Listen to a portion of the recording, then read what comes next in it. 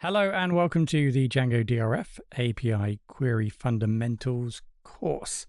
My name is Xander. Now this tutorial is part of a whole course playlist available for free on YouTube.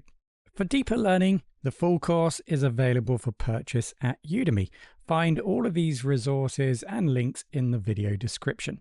Don't forget to subscribe to the channel for weekly promotions, discounts, and Udemy course giveaways. Okay, so if we put all that knowledge together, we can now go ahead and complete the Django models. There are a few additionals that I've added, one being the dunder string method. So this method is called when an instance of the model is converted into a string, such as, for example, when you print it to the terminal. This is going to output by default for that object, in this case, the name. So here, when we print out a category instance, a category record, the name field will be shown as the string representation of that object.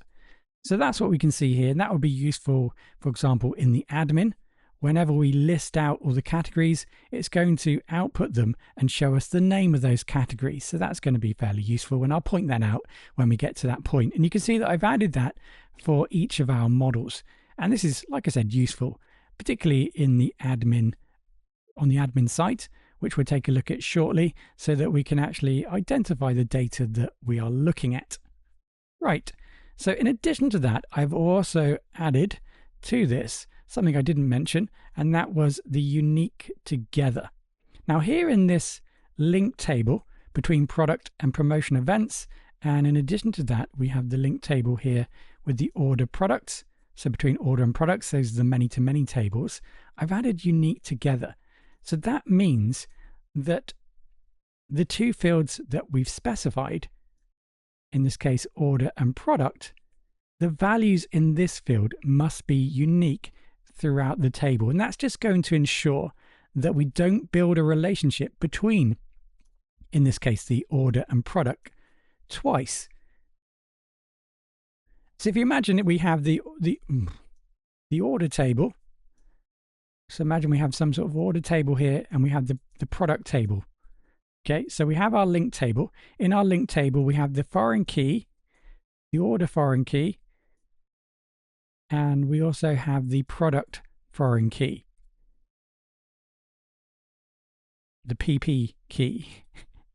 Oh dear, that did not work out at all. The product foreign key. Okay, so when we build a relationship between the order and the product in the link table between order and product, we reference the order, the primary key of the order we want to reference, and then the primary key of the product. Okay, so that way we can connect an order to a product. Now, what we don't want to happen is that we don't want to connect the same order to the same product. That would be invalid, because we would then have an order which has ordered the product more than once. And of course, we can model this in a slightly different way. We would have some sort of quantity field. So that's what we've added, in actual fact, to this link table, a quantity field, rather than having duplicates in this table. So to avoid these duplicates within our link tables, I've defined unique together, which means that the values in both fields, that must be unique. That set of data must be unique throughout all the records in that table.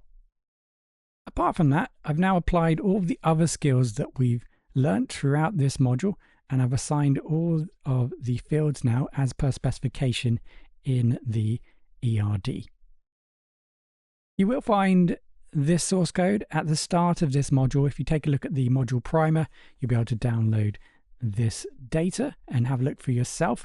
In actual fact, you'll find this whole project set up there, so you'll be able to replicate that, open that up with Visual Studio Code.